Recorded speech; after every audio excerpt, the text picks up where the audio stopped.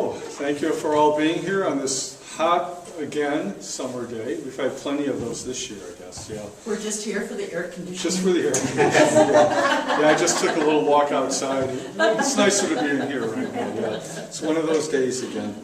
People ask me often, my name's Michael Zarnecki first. I'm FootHills Publishing, and my wife Carolyn, we operate FootHills Publishing. We've been in business for over 30 years. We've released probably 500 chapbooks and books over the years. And a fair amount of those have become Martha's books. Just about the weather, one other comment, people would say, oh, this is a beautiful day today, a day like today. I said, no, if it was raining all day, that would be a beautiful day, because we need the rain. It's just so rough. So, yeah, I think, does anyone here not know Martha? Okay, I don't have to say a whole lot about her whole life, right? You all know Martha, but I've known Martha since the mid-'80s, 1985, I think, or 84, somewhere around there. Moved up to the hills here, I did, in '83. Got to know Martha, I think, first through the Bath Peace Group. Yeah, and she was in attendance when I read my first poem in public back in 1985. And, so I've known Martha, Martha, the historical interest, the living out in the country, and living that simple life, simple busy life out in the country, and involved with historical things, and her and Bill, publishing the Crooked Lake Review. Thank you for years and years, but there's something I didn't know about Martha, and in 2010. John Roach, some of you know John Roach, wonderful poet and professor at RIT, good friend of mine, and we've published his poetry, an excellent poet. And John was putting together a conference up at RIT called about the Black Mountain College, the history of the Black Mountain College. And he had learned that Martha and Bill were students there back in the early 50s, right? Martha, yeah. And 40s, late 40s. Late 40s, okay. And the college lasted into the early 50s or so, right? Yeah. And John was real intrigued about that. Wow, somebody here who was a student there. And so he went to visit Martha with, I think, a couple of his students, and had a wonderful time up at the farm, and just he was so excited what he learned. And Martha was working with Charles Olson, a wonderful poet who taught at Black Mountain College, and she even co-wrote a poem with him, and John was so excited about all that. And then I remember talking to John one day, and it was a couple of months before the conference, and I said, is there anything FootHills could do in relation to the conference to help out that, we could do? He goes, well, actually, Michael, I visited Martha. I said, yeah, and he goes, you know what? She's been writing poetry her whole life, but nobody knows about it. I mean, everyone knew about her other writing, historical stuff and that, but she's been writing poetry but doesn't tell anybody about it. It'd be wonderful maybe if you'd consider a book, maybe some of her Black Mountain College reminiscences and some old poems. And so it's like, wow, really? Martha was writing poetry all this time. So I was so excited. And this is the first book that came out, Black Mountain to Crooked Lake. And there's some reminiscences from Black Mountain College, some old poems. The poem that she co-wrote with Charles Olson is in here, and then some more recent poems. Now that was 2010. And since then, she's just writing and writing and writing. And just amazing what we've all been blessed with. Martha being involved with, there's a Hammondsport Writers Group here that Martha's been involved with. She goes to the local readings. She's a member of Just Poets, and everybody I know who has heard Martha read really loves her work. I mean, it's been a blessing for me. I'll say blessing even to have been able to publish her work, but to also have her work going out there to other people and hearing her read. Yeah, come on in. Yeah, just walk on in. And so Black Mountain to Crooked Lake was the first book in 2010. Next year, Living on a Dirt Road, 2011. And then something happened in 2012 and 13. There were no Martha Treichler new books, right? I think she was writing, though. But 2014, Variations on a Theme. And if you notice these covers, they're all, sort of centered up by the hill, on the hill. And Martha and I, where Carolyn and I live over in Wheeler on a hill, and we could, I think, see each other's place, sort of, We imagine we could. She's a hill person. We're top of the hill, we're top of the hill people. And then last year, Garden of the Old, wonderful sequence of poems. And then the new book, We Have Reached Home. Poems by Martha Treichler. This is the brand new one. It's just being released. And if you haven't heard Martha read before, you'll certainly, this is a real treat you're going to be in for. And to introduce the book, come on in. Just walk on in. That's fine. No, come on in. Come on in. Come on in. Well, yeah, and then one other book, she's got some poems in, this is the Hammondsport Writers Group anthology that was published, and she also has poems in this, Love of Land and Lake. And so Martha's going to be reading, and she'll be reading, I think, a little bit from each of the books, mainly the new book, but a poem or two from the other books, right? Yeah, so you'll get a little sampling of some of the other work. But to introduce this book, I'd like to have Meryl Nowak come up. Meryl wrote the foreword. Meryl's a member of the Hammondsport Writers Group, and she wrote the foreword to this book. So, Meryl Nowak. Well, you all know Martha, but I don't know if you know that she has a peculiar thing that she does. When she goes out to weed her carrots, she talks to the great thinkers of all time. And then she goes in the house and writes a poem. Those are her conversation poems. They're wonderful. I say in the foreword that Wendell Berry tells us if you would be a poet, you have to be still. And if you go up to Martha's place and you realize, oh, there are no street lights. Oh, the nearest neighbors are out of sight. You realize what a truly remarkable place it is. There is a prognostication now that there will be no quiet places left on earth by the year 2060. It just breaks my heart. But then, Martha, how quiet is it on your farm? Because your sheep are talking to you, your cows are talking to you. The birds, all of the citizens of her hill are not necessarily two-legged. And so I just know that you're going to have a wonderful time with this book and kind of go out there and weed the carrots with Martha and realize that this is a unique experience to live on Washington Mountain and to have read all those wonderful thinkers and writers of all time. And I look forward to your next book, Martha. Thank you.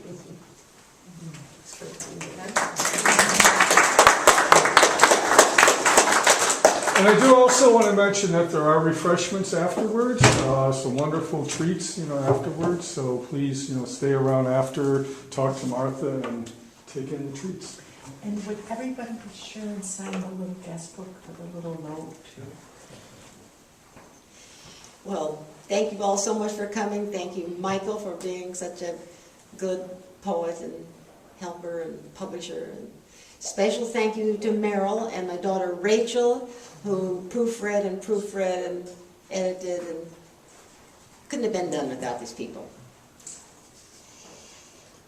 One of the things I think that makes us human is our ability to organize our knowledge. We just have to organize it and make it into some kind of intellectual concept, and one of those is a cycle of life. But we can't live the cycle of life. So that inspired me to write a poem called Breaking the Cycle of Life into Bits. We know the wheel is there spinning inexorably, faultlessly, around and around. But I step out of doors for a moment and am lost in the chaos of flotsam that makes up the smooth turning wheel. Everywhere I look, I see the simple lives that run the cycle. Blue jay, chipmunk, toad, all of us gladly hunting, eating, playing, resting. But I know the system may crunch out lives here and there. When we harvest hay, the hawk dines on mice. When I mow, the swallows clean the air of insects. Or it may be by flood, fire, war, and other stupidities. Here the sun shines, the rain falls. In my fields, the bits and pieces fit into place. We flourish. Now, I know that all of you live in upstate New York, too, and that one of the things it means, as Meryl pointed out, is that we have a fairly close relationship with our wild animal neighbors, don't we? You know, cities have an occasional coyote or moose or bear that goes through town, but here, they're with us every day, maybe even under our porch. So I'd like to read a few of my encounters with these neighbors. And maybe you, like me, have found that it's sort of a love-hate relationship that we have with our wild neighbors. Enemies. I never know who will be checking the sunrise with me. Last week, a fluff of small raccoons. Yesterday, a chipmunk on the arm of a porch chair, gazing until it was time to go back to work. This morning, a doe with 2 half-grown fawns, stepping delicately in the wet grass, now and then stopping to look at me, quiet on my porch, watching my beautiful enemies, who would take my last harvest if I were starving, and I would kill her to protect it. Until then, she sleeps and grazes on my lawn, and we look gently at each other, we mortal enemies.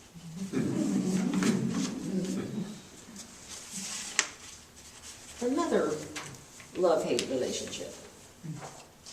A house needs spiders. A house needs a spider here and there. In the windows to keep down flies and wasps. In the corners to battle who knows what vermin. Bed bugs, fleas, lice, moth. Hard-working spider is on our side.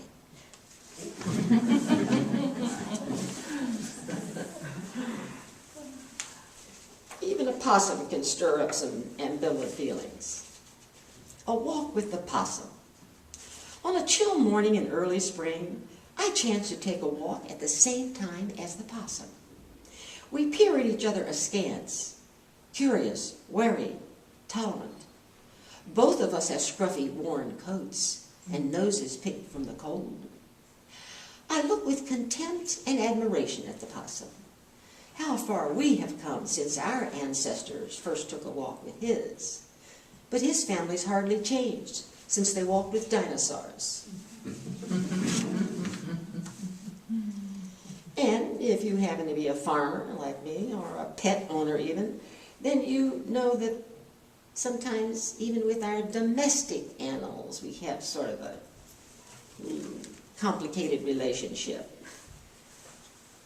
I'd like to read a few poems about, starting with cows. I've lived on all my life about cows, and so I've learned something about cows. Cows know who's boss. Cows have lived with us for eons, and let us know we work for them, and not the other way around.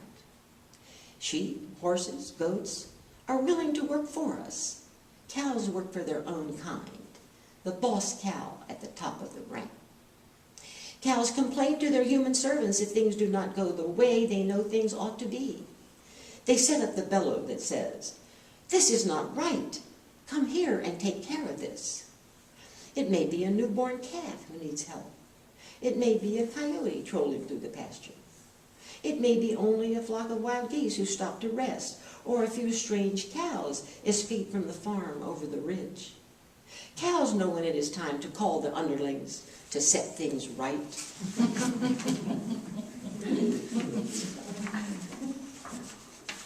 Sometimes it's a different kind of controversy. Lamb caught in a fence. It was Judy, the driver of the big yellow school bus, who called Lisa, my daughter-in-law, who called me about the lamb caught in the fence. I ran the 200 yards to the sheep pen, where the lamb flailed in the mesh of nylon and fine wire. It was mortal combat. Poor lamb, all unknowing, fighting to bind himself tighter into the unforgiving cords. I to loose his soft neck from the choking hold, the small legs and feet from the binding net. When I won, he ran, bruised and frightened, as with you or I, to the refuge of the flock, to be comforted, healed. And one more tale about the complicated relationship with farm animals. Bull story. Yes, said Grandpa, I've had some close calls in my time, but none closer than the night Buddy, my own Guernsey bull, charged me. It was twilight, almost dark. I went out to the middle of the pasture where Betsy cow had her calf. Of course I didn't worry about old Buddy. He was a friendly, placid bull. But that's why so many of us farmers get killed by our own bulls. We trust them. Don't expect our own bull to go crazy. Then we hear the thudding and see the horns too late. Grandpa stopped and we screamed. What did you do? I had no stick to protect myself. Absolutely nothing. I couldn't outrun him. The fence was too close. And the fence was too far, and he was too close. Well, I filled my lungs, ran toward him, gave him the loudest, roughest bellow I could muster, and scared the daylights out of him. So remember the old saw, the best defense is a good offense.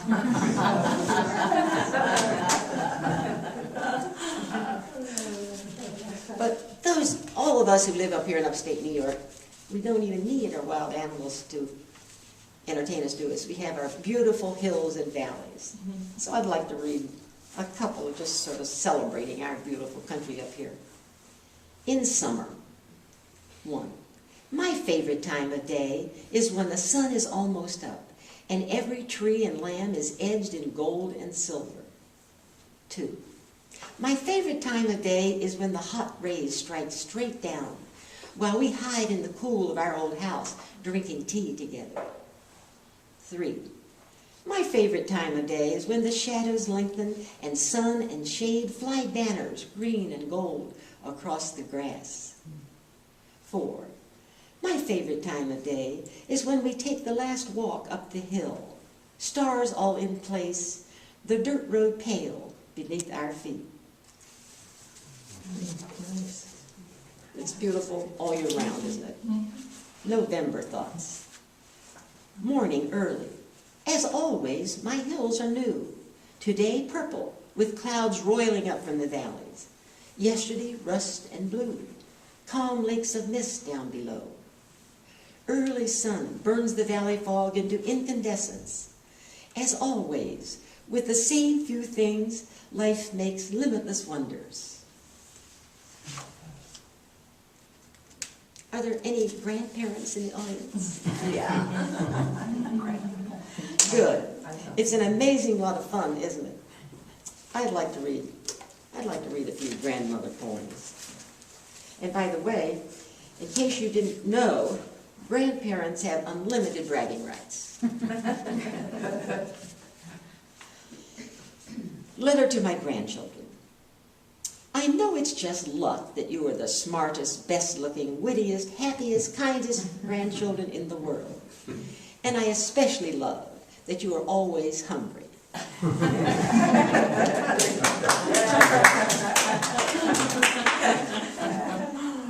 Piano practice. Of course I love my grandchildren more each year, but still, this happened to me today.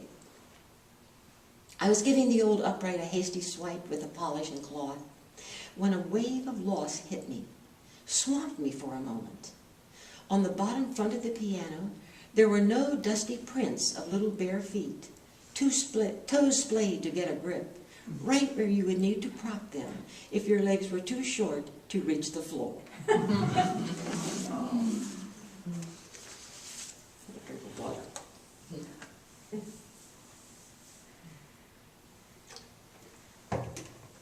Doesn't matter what age grandchildren are.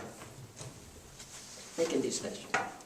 Charlotte, 9 months old, legs planted slightly apart to get a firm balance, stands in front of the open dishwasher, serious, intent. She works steadily, placing pots and pans in, rearranging as needed, taking out and redoing as needed, taking care of business. Frances. Grandma taught Frances, 4 years old, how to be competitive. They played samba to see who could win. Frances taught Grandma how to work together. Under her rules, the two players worked as a team for a common goal. Both always won.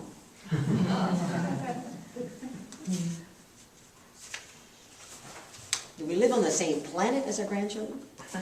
This poem is called The Heirs, spelled H-E-I-R-S, of course. 1.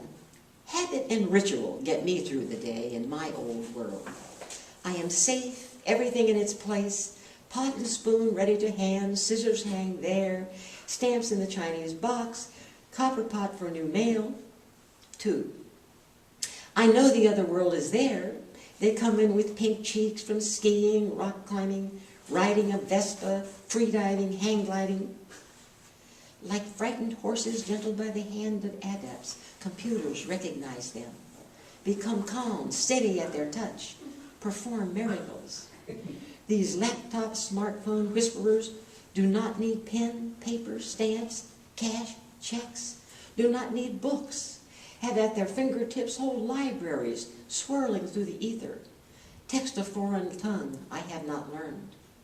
3. As always, we old must leave the world to the shining, curious young. From my angle, their feet may not touch ground.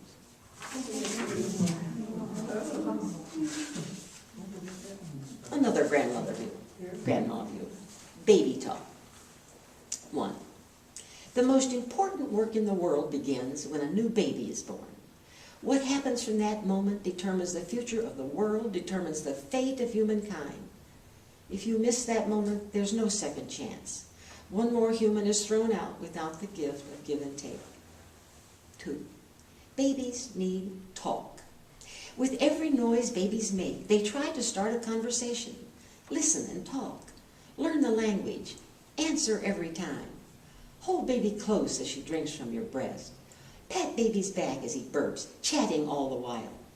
Family and friends, converse with baby nonstop through that first year of life. Laugh with him, praise her, or we are forever doomed to mistrust and war.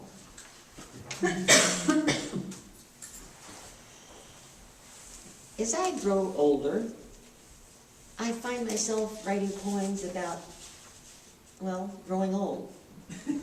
Old age is like puberty. It's a significant change in our physical bodies. It's a change in how we think and how we feel. So I'd like to read a few old person poems. They may philosophize and give advice. Old people are great and love giving advice. Or they may complain a little or celebrate a little. Shrinkage. Old age has its surprises too. Pieces fit together, form sequences. Patterns burst into view. Life makes sense, even when it doesn't make sense. But getting older does not stop. My view has shrunk to where I am now, the one next to me, the fire to be fueled, setting out the next meal. The shift to an old mind. Young, I could not see why joy and pain could be so unevenly dispersed. Why did neighbor Elmer shoot himself in his own kitchen? Why was he dealt the card of deep despair? My family had no money, but always food and books aplenty, always time to read and play as well as work. Why were we dealt the happy card? Old, I know now a few parts of the intricate answer.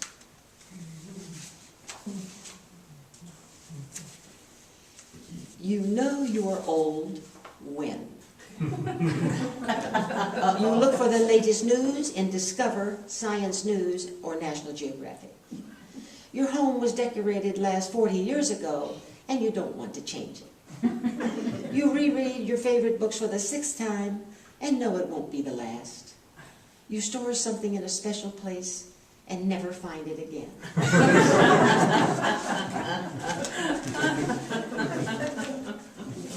And a somber one.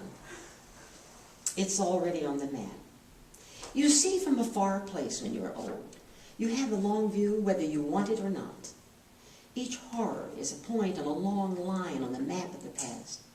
The children suffer in Nigeria, Syria, Gaza, Israel, Sudan, Honduras, Afghanistan, Vietnam, the Children's Crusade, our own Civil War.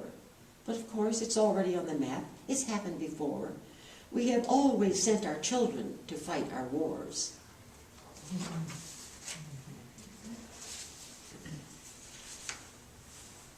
Sometimes poems do not always come from a happy place, do they? Conversation with Buzz Holling. Buzz, you have warned us. What is large, global, concentrated will not survive. What is small, flexible, locally based will grow like lodgepole seedlings after a fire. You may be right, Buzz, but are there enough of us who can give up the wondrous, convenient waste and poison? Too many of us want gas guzzlers, want clean food portioned in plastic, not a couple of pigs, a few chickens, a milk cow on a grassy acre. Too many of us don't know, don't want to know about the cattle, sheep, and swine penned in feedlots for a lifetime. Choose thousands of acres of clear-cut over the family woodlot, managed and renewed generation after generation for lumber and fuel. Buds, you are laying it on us heavy, telling us to take responsibility, to run co-ops, farmers markets, shop at the Salvation Army and rummage sales, to learn to use our sun and wind, to care for our own unlucky in our midst, to be good neighbors.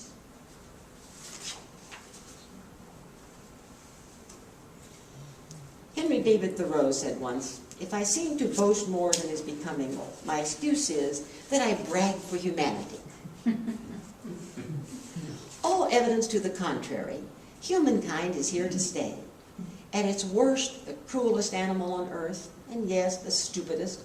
At its best, the kindest, smartest, wisest, most forgiving, generous, courageous. I choose humankind to run the universe. Give us a few more million years. Don't count us out yet. We are the only animal who laughs.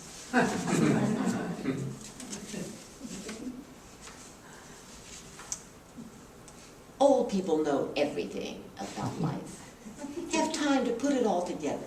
The things we did right or wrong, where we were lucky or not, why we all did the things we did.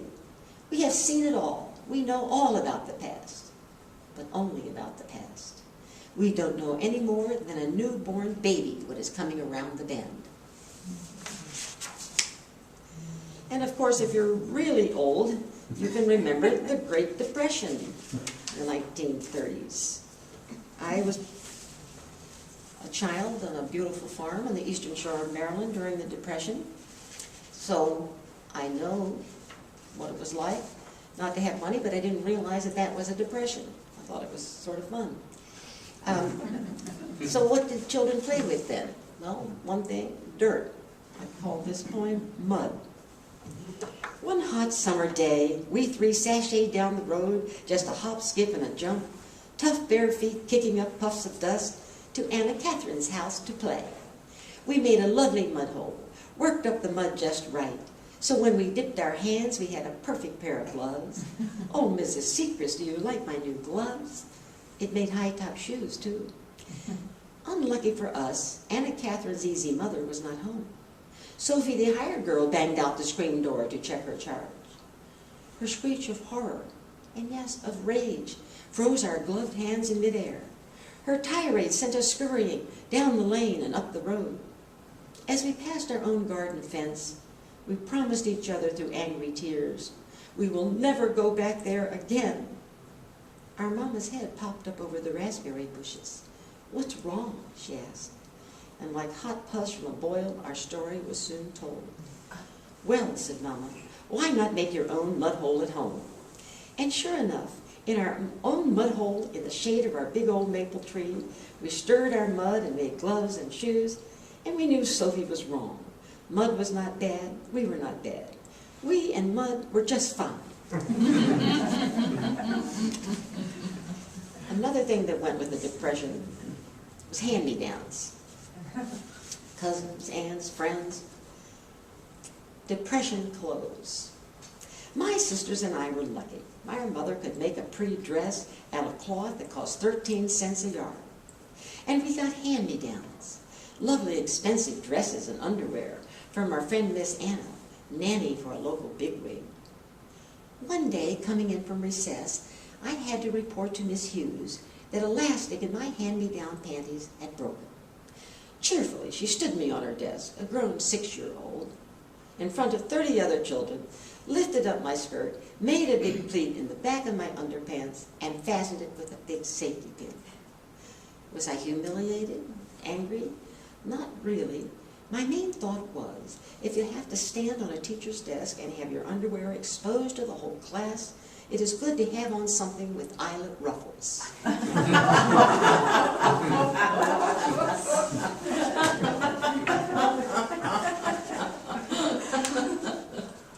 As most of you know, for over 25 years I worked as a dietitian in hospitals and nursing homes.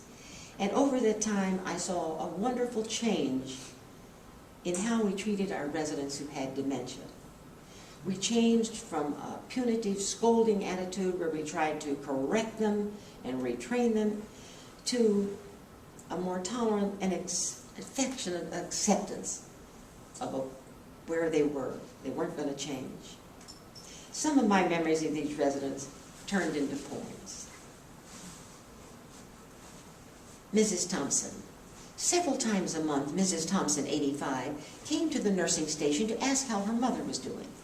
Week after week, she grieved at finding her mother had died. Mrs. Hempel. As I passed her door, Mrs. Hempel screamed, "Take me off the bedpan! Take me off the bedpan!" I hurried to the nursing station, asked if someone would take Mrs. Hempel off the bedpan.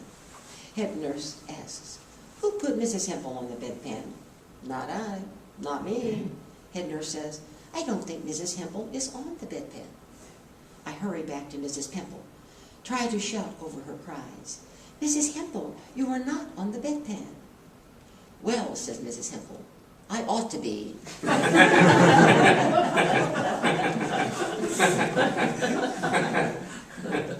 Mrs. Vale. "Stop, nurse," said Mrs. Vale. "I want to tell you something." Nurse stops and smiles. Mrs. Vale says, "I am John Vale's mother." Nurse smiles and says, "I know that." Mrs. Vale says, "And I want to be your mother too." Nurse smiles, says, "That would be nice. I would like that." Mrs. Vale wheels off down the hall, happy as a child at the lollipop. Wonderful. 25 years as a nursing home dietitian, and what did I learn? When the mind returns to infancy, you no longer need reason or justice. They are useless to you. You need understanding and a kind face smiling at you, a cheerful voice agreeing with you.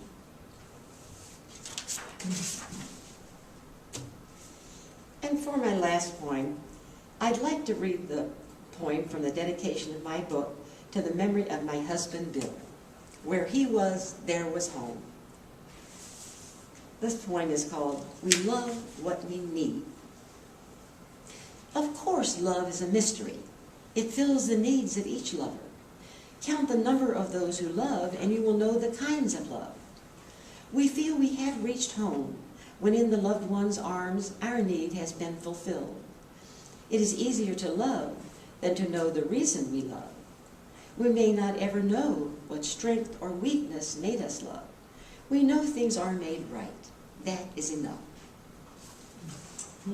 Thank you.